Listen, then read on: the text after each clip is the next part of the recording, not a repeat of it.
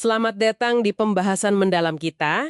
Kali ini kita mau coba kupas tuntas bab pertama dari buku The Laws of Human Nature. Fokusnya di hukum irasionalitas. Sumber ini langsung bilang loh kalau anggapan kita ini makhluk logis sepenuhnya itu ya perlu dipertanyakan. Pernah nggak sih Anda merasa bikin keputusan yang kok rasanya aneh kalau dipikir lagi? Atau mungkin ke bawah suasana kelompok gitu aja? Nah, misi kita kali ini mau bongkar kenapa emosi itu sering banget jadi kaptennya, bukan cuma penumpang di pikiran kita. Oke, kita mulai ya. Betul sekali. Poin penting dari buku ini, rasionalitas itu ternyata bukan setelan standar kita. Bukan bawaan lahir. Justru, katanya, itu sesuatu yang mesti kita latih secara sadar.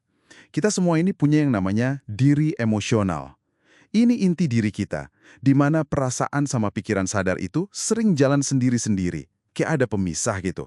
Nah, gesekan antara perasaan sama pikiran ini nih yang sering bikin kita bingung atau ya bertindak impulsif. Wah, menarik itu. Buku ini bilang kita seringnya merasa kita rasional.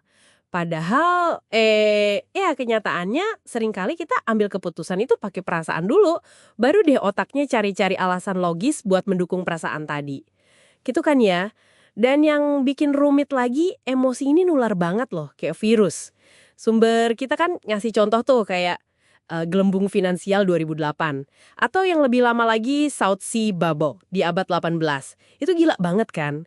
Itu kan bukan karena analisis pasar yang cermat ya, tapi lebih ke emosi massa.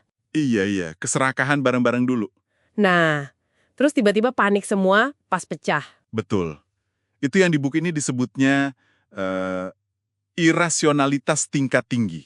Oke, irasionalitas tingkat tinggi. Maksudnya gimana tuh? Jadi, itu kondisi pas satu emosi bisa marah, curiga banget, seneng berlebihan, atau bahkan cinta buta, itu jadi dominan banget. Saking kuatnya, emosi itu kayak jadi kacamata kita ngelihat dunia. Semua disaring lewat emosi itu. Fakta yang nggak sesuai, ya diabaikan aja. Kita cuma cari pembenaran buat apa yang kita rasain. Nah, pemicunya macam-macam.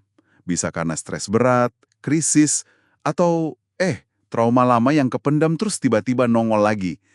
Di kondisi kayak gini, potensi bikin keputusan ngaco atau bikin konflik itu gede banget, baik buat diri sendiri maupun orang banyak. Nah, ini yang ironis nih.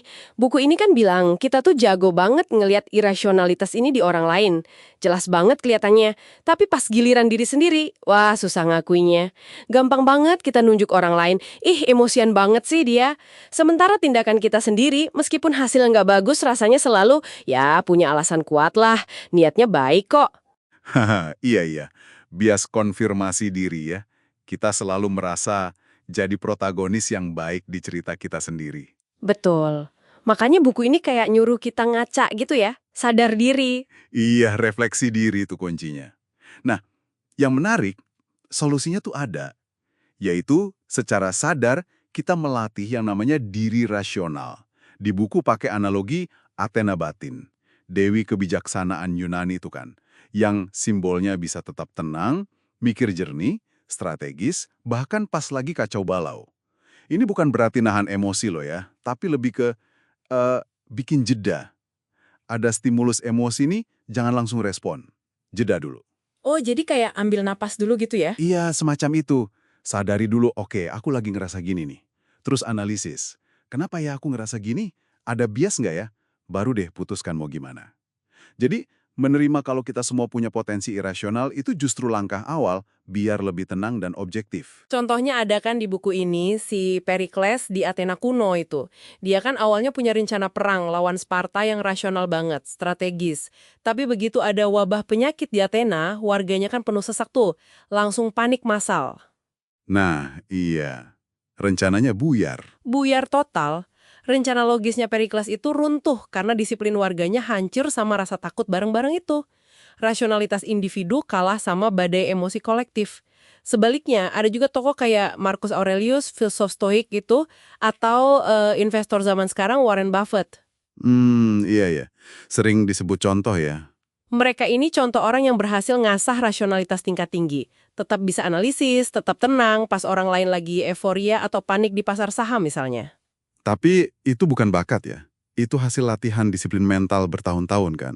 Betul banget, hasil latihan. Oke, jadi kesimpulannya apa nih buat Anda yang lagi dengerin? Intinya gini deh, jangan pernah nganggap remeh kekuatan emosi, baik di dalam diri Anda sendiri maupun dalam kelompok. Rasionalitas itu bukan kondisi otomatis kita, itu kayak otot, perlu dilatih terus-menerus, lewat kesadaran, analisis diri, dan kemauan buat nggak selalu nurutin perasaan sesaat. Iya, menguasai diri emosional Anda itu menurut sumber ini ya, kayak keterampilan bertahan hidup yang penting banget. Bener juga. Nah, ini jadi ada pertanyaan penting nih buat Anda renungkan lagi. Kalau rasionalitas itu harus diraih susah payah sama tiap orang dan nggak otomatis ada gara-gara teknologi makin canggih atau kita makin modern, seberapa gampang sih kita di zaman sekarang ini, zaman informasi serba cepat, medsos yang penuh emosi, seberapa gampang kita bisa tanpa sadar ikut arus irasionalitas bareng-bareng itu? Coba deh Anda pikirin lagi, momen-momen dalam hidup Anda, di mana mungkin emosi itu yang lebih banyak nuntun keputusan Anda jauh lebih banyak dari yang Anda sadari waktu itu. Pikirin deh.